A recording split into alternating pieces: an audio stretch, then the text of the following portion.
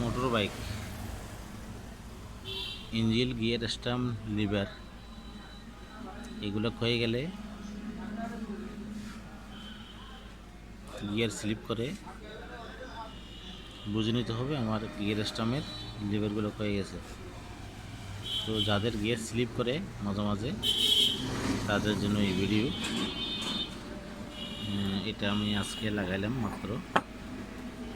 সাথে কোন জায়গায় ক্ষয়ে গেছে এটা আমি দেখাই, আজকে নিয়ে দেখাচ্ছি। এই যে দেখেন এটা ক্ষয়ে গেছে, এই জন্য গিয়ার স্লিপ করে, এই জন্য আজকে পাল্টাই নিলাম।